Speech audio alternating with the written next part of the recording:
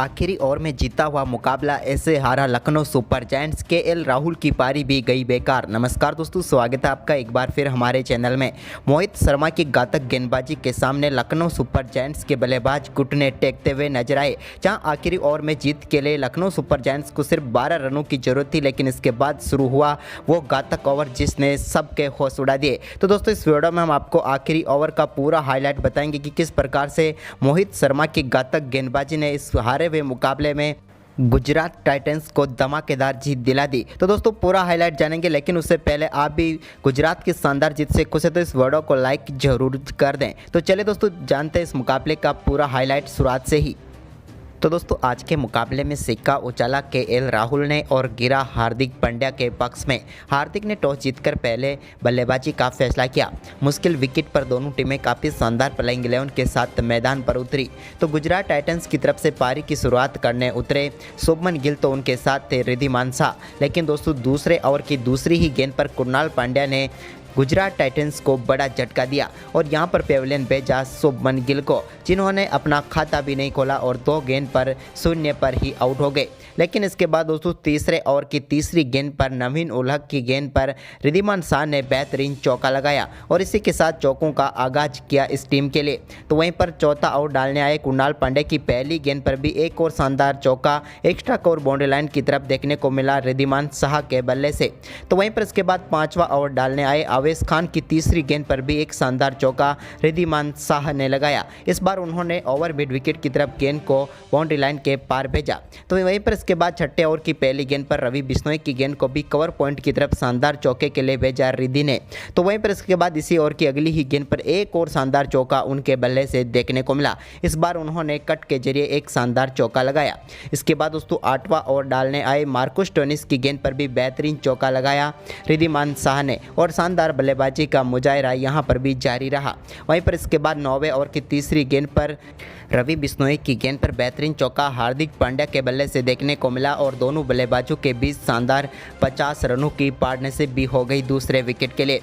लेकिन दोस्तों इसके बाद रवि बिश्नोई 9वें ओवर की आखिरी गेंद पर हार्दिक पांड्या के बल्ले से लॉन्ग ऑफ के ऊपर से शानदार छक्का देखने को मिला। हाई बैकलिफ्ट से लगाया हुआ यह छक्का इस ओवर में 14 रन बना दिए हार्दिक पांड्या और रिद्धिमान शाह ने। वहीं पर दोस्तों इसके बाद यहां पर 11वें ओवर की तीसरी गेंद पर कुणाल पांड्या की गेंद पर बड़ा शॉट खेलना चाहते थे रिद्धिमान शाह, लेकिन दीपक हुड्डा को कैच थमा बैठे और यहां पर रिद्धिमान शाह 37 गेंदों पर 47 रनों की महत्वपूर्ण पारी खेलकर पेविलियन लौटे।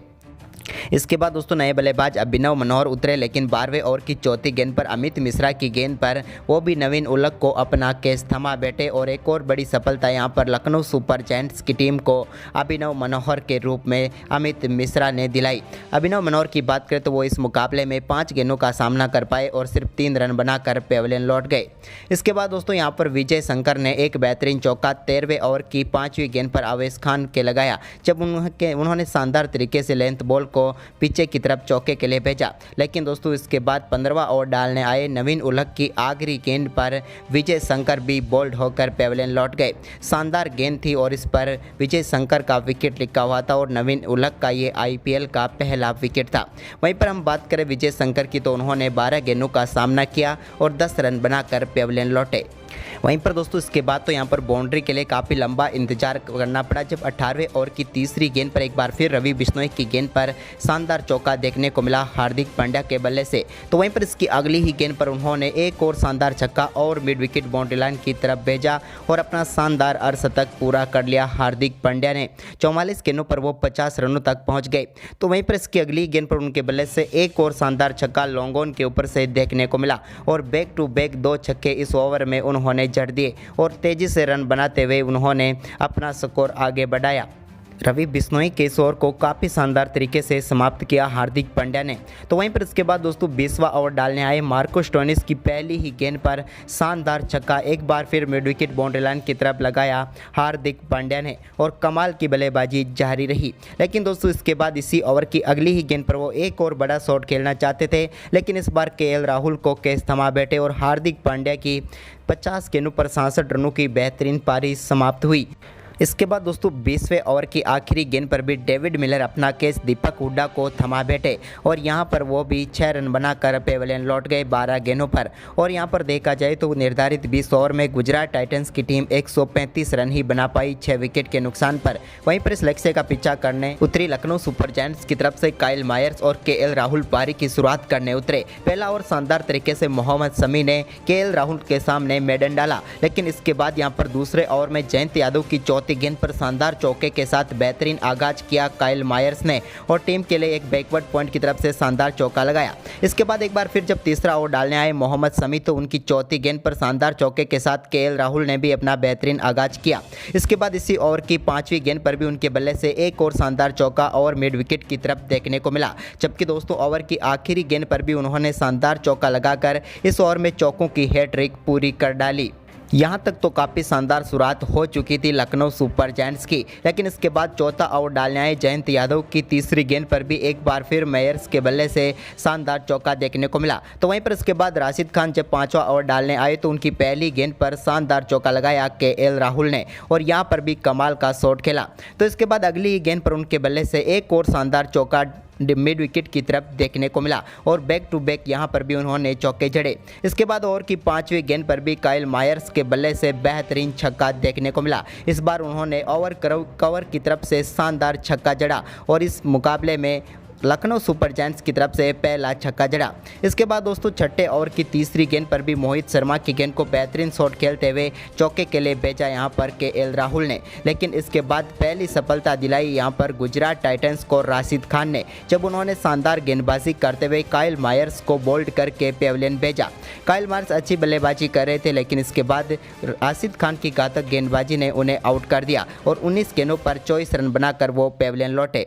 वहीं पर इसके बाद दोस्तों कुणाल पांड्या क्रीज पर उतरे तो उनका एक शानदार कैच यहां पर छूट गया था अभिनव मनोहर से, लेकिन इसके बाद दोस्तों शानदार वापसी करते हुए 8वें ओवर की पहली गेंद पर केएल राहुल ने एक बार फिर शानदार तरीके से नूर अहमद की गेंद को बाउंड्री लाइन के पार भेजा। तो वहीं पर इसके बाद 9वें ओवर में भी राशिद खान की गेंद पर कुणाल पांड्या के बल्ले से शानदार चौका देखने को मिला। हालांकि इसी बीच शानदार बल्लेबाजी करते हुए अपना अर्धशतक पूरा कर लिया केएल राहुल ने मात्र 38 गेंदों पर और लग रहा था कि मुकाबले को वो पलट कर रख देंगे, लेकिन दोस्तों तभी यहां पर शानदार बल्लेबाजी करते हुए कुणाल पांड्या ने 13वां ओवर डालने आए राहुल तेवटिया की तीसरी गेंद पर कमाल का शॉट खेला और बेहतरीन छक्का लगाया। यह छक्का काफ़ी कमाल का था जो कि सीधे बाउंड्री लाइन के पार गया लॉन्ग ऑन की तरफ से।